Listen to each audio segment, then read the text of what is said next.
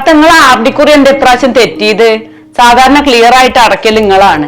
ഇപ്രാവശ്യം എങ്ങനെയായി? അത് സുമേ എന്റെ പുതിയാപ്പിള അന്നക്കണേ വിചാരിച്ച മായി അത് വന്നാല് പൈസ ഒന്നും എനിക്ക് കിട്ടൂല. ഞാൻ ആ കുറി നിർത്തുകയാണെങ്കിലേ ഞാൻ അടച്ച പൈസ എനിക്ക് കിട്ടുവോ? അത് താത്ത നിങ്ങൾ 3 കൊല്ലം അടച്ചില്ലേ, ഇനി 2 കൊല്ലം കൂടെ അല്ലേ ഉള്ളൂ.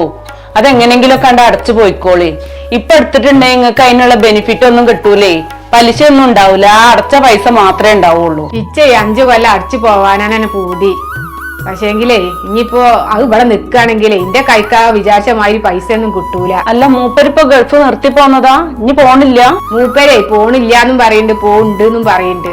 പോയി കിട്ടിയാ മതിയായിരുന്നു, എന്നാലേ ഉള്ളൂ എന്റെ അടുത്ത് ഒരു 10 ഉറുപ്പ്യ ഉണ്ടാവുള്ളൂ. മൂപ്പരേ മാസം മാസം ഇങ്ങനെ പൈസ അയക്കുമ്പോ അത് എന്റെ കജ്ജ് കിട്ടുമ്പോ ഇച്ചിരി സമാധാനാണ്.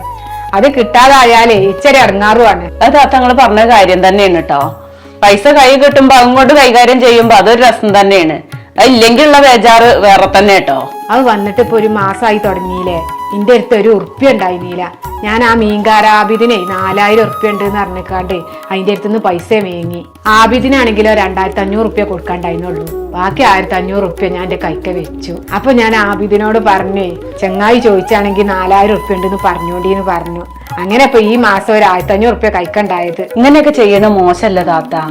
അവനാന്റെ കെട്ടിയന്മാരെങ്ങനെ പറ്റിക്കാൻ പാടുണ്ടോ? അത് പറ്റിച്ചൊന്നല്ല, അവനാന്റെ മാപ്പിളാരെ അടുത്തുനിന്നല്ലേ 10 ഉറുപ്പ്യ നമുക്ക് കിട്ടുള്ളൂ.